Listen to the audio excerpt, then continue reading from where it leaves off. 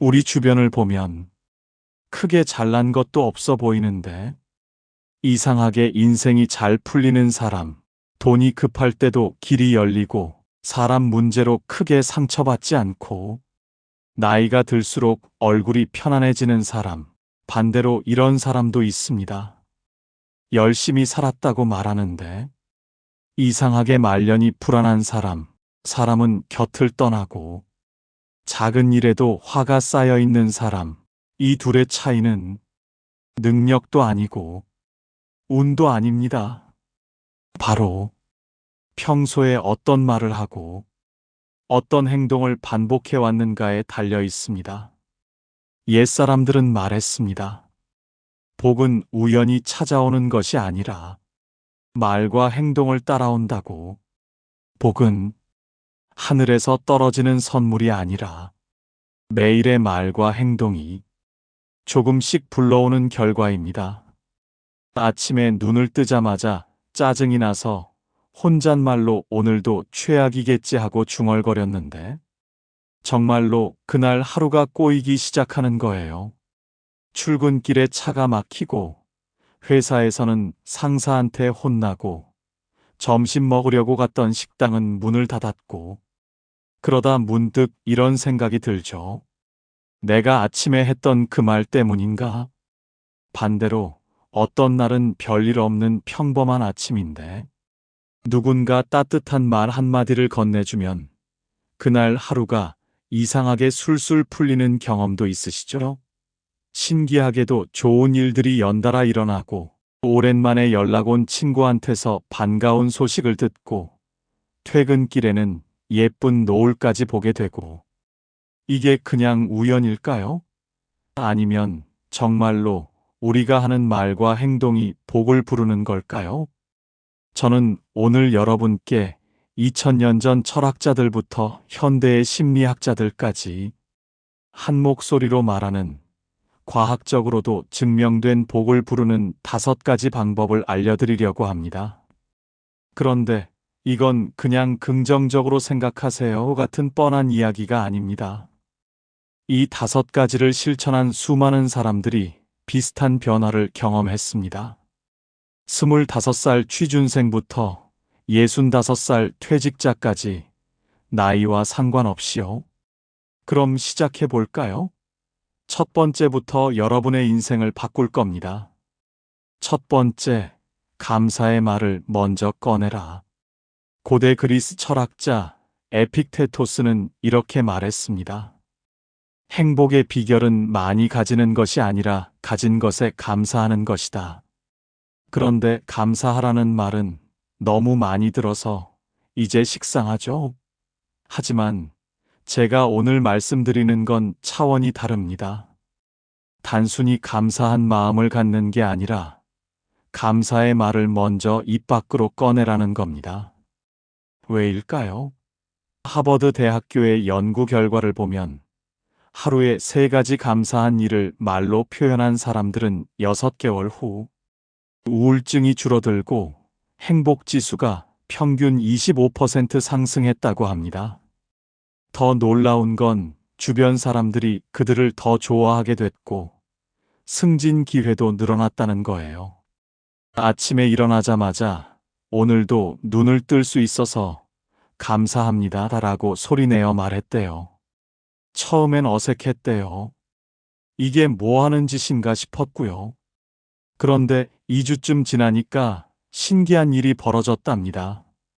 면접 보러 갔던 회사 면접관이 당신 에너지가 참 좋네요 라고 말했대요.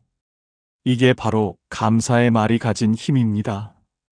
우리가 입 밖으로 꺼낸 말은 단순히 공기를 진동시키는 게 아니에요. 우리 뇌를 재구성합니다. 신경과학에서는 이걸 신경가소성이라고 부르죠. 감사의 말을 반복하면 뇌가 감사할 거리를 자동으로 찾기 시작합니다. 그럼 구체적으로 어떻게 해야 할까요? 아침에 일어나서 가장 먼저 오늘 내가 살아있어서 감사하다고 말해보세요. 그리고 출근길에 커피를 마실 수 있어서, 버스에 앉을 자리가 있어서, 창밖 풍경이 아름다워서 감사하다고 속으로라도 되뇌어 보세요. 퇴근 후엔 가족이나 친구에게 오늘 당신 덕분에 좋은 하루였어 라고 말해주세요. 지금 여러분 중엔 이렇게 생각하는 분도 계실 겁니다. 감사할 게 어디 있어요? 빚도 많고 건강도 안 좋고 미래도 불안한데요. 알아요. 저도 그런 시기가 있었으니까요. 그럴 때일수록 더 작은 것에 감사해야 합니다. 오늘 끼니를 먹을 수 있어서, 걸을 수 있는 다리가 있어서, 볼 수 있는 눈이 있어서, 이런 것들이 너무 당연해 보이지만 실은 엄청난 축복이에요. 로마의 철학자 세네카는 말했습니다. 진정한 행복은 적게 바라는 데서 온다고. 감사는 바로 그 적게 바라는 마음의 시작입니다. 두 번째, 다른 사람의 성공을 진심으로 축하하라. 이건 정말 어려운 일입니다. 솔직히 말해서요. 우리는 친구가 승진했다는 소식을 들으면 축하한다고 말하면서도 속으로는 왜 나는 안 될까 하는 생각이 들죠. 동창이 좋은 차를 샀다는 SNS 게시물을 보면 좋아요를 누르면서도 마음 한구석이 불편합니다. 공자는 이렇게 말했습니다. 남을 시기하는 마음은 스스로를 태우는 불과 같다고. 그런데 여기 놀라운 사실이 있습니다. 스탠퍼드 대학교 연구팀이 발견한 건데요. 다른 사람의 성공을 진심으로 축하한 사람들이 오히려 자신의 성공 확률이 높아졌다는 겁니다. 왜 그럴까요? 첫째, 진심 어린 축하는 상대방에게 강한 인상을 남깁니다. 사람들은 자기를 진심으로 축하해 준 사람을 기억하고 나중에 기회가 생기면 그 사람을 떠올립니다. 둘째, 축하하는 마음은 우리 자신의 마음을 풍요롭게 만듭니다. 시기심은 마음을 좁게 만들지만 축하는 마음을 넓게 만들죠. 마음이 넓어지면 더 많은 기회가 보입니다. 여러분, 이게 바로 복의 원리입니다. 복은 돌고 돕니다. 내가 다른 사람의 좋은 일을 진심으로 축하하면 그 좋은 에너지가 나한테도 돌아옵니다. 그럼 어떻게 해야 진심으로 축하할 수 있을까요? 먼저 비교하는 마음을 내려놓으세요. 친구의 성공이 내 실패를 의미하지 않습니다. 세상은 제로섬 게임이 아니에요. 파이가 정해져 있는 게 아니라 우리 모두 각자의 파이를 만들 수 있어요. 그 다음엔 상대방의 노력을 생각해 보세요. 그 사람도 분명 고생했을 겁니다. 밤샘 작업도 했을 거고 실패도 많이 했겠죠. 그런 과정을 생각하면 자연스럽게 존중하는 마음이 생깁니다. 마지막으로 축하의 말을 구체적으로 해주세요. 그냥 축하해가 아니라 내가 그동안 얼마나 노력했는지 알아? 정말 축하해라고 말해주세요. 이런 구체적인 말이 진심을 전합니다. 세 번째, 불평 대신 해결책을 말하라. 소크라테스는 제자들에게 항상 물었습니다. 그래서 어떻게 할 건가? 문제를 말하는 건 누구나 할 수 있지만 해결책을 찾는 사람이 지혜로운 사람이라고요. 우리는 하루에 평균 몇 번이나 불평할까요? 연구에 따르면 평균 15번에서 30번 정도랍니다. 날씨가 덥다, 춥다, 교통이 막힌다, 밥이 맛없다, 상사가 까다롭다, 월급이 적다. 끝이 없죠. 그런데 불평이 왜 문제일까요? 불평은 우리 뇌를 부정적 패턴에 가둡니다. 신경과학자들이 발견한 바에 따르면 불평을 자주 하면 뇌의 해마 부분이 축소된다고 해요. 해마는 문제 해결과 관련된 부분입니다. 즉, 불평을 많이 할수록 문제 해결 능력이 떨어진다는 거죠. 불평이 입에서 나오려고 하면 일단 멈추고 대신 이렇게 말하는 겁니다. 이 상황에서 내가 할 수 있는 건 뭐지? 예를 들어 면접에서 떨어졌을 때 이 회사는 왜 나를 안 뽑냐? 대신 다음 면접에서는 뭘 더 준비해야 할까라고 생각했대요. 아침에 일어나기 싫을 때 또 힘든 하루가 시작이네 대신 오늘은 어떤 좋은 일을 만들어 볼까라고 말했고요. 이게 단순한 긍정의 말장난이 아닙니다. 뇌과학적으로 우리가 해결책을 생각하면 뇌의 전두엽이 활성화되면서 실제로 해결책을 찾을 확률이 높아집니다. 불평은 과거에 머물게 하지만 해결책은 미래로 나아가게 합니다. 실천 방법을 알려드릴게요. 오늘부터 불평이 나오려고 할 때 그 대신 해결책을 하나만 말해보세요. 교통이 막혀서 짜증날 때 교통이 왜 이래 대신 이 시간에 오디오북을 들을 수 있겠네 라고 생각해 보세요. 작은 것부터 시작하면 됩니다. 한 번에 모든 불평을 없앨 순 없어요. 하지만 하루에 불평 한 번을 해결책으로 바꾸는 것부터 시작해 보세요. 네 번째, 먼저 베풀어라. 노자는 도덕경에서 말했습니다. 강물은 낮은 곳으로 흐르기에 결국 바다가 된다고. 베푸는 사람이 낮은 자세로 흐르는 강물과 같아서 결국 가장 큰 복을 받는다는 뜻이죠. 그런데 여기서 오해하지 말아야 할 게 있습니다. 베푼다는 게 꼭 돈이나 물질을 주는 게 아니에요. 시간을 줄 수도 있고, 관심을 줄 수도 있고, 미소를 줄 수도 있습니다. MIT 연구팀이 흥미로운 실험을 했어요. 한 그룹에게는 자기 자신을 위해 돈을 쓰게 하고, 다른 그룹에게는 다른 사람을 위해 돈을 쓰게 했죠. 결과가 어땠을까요?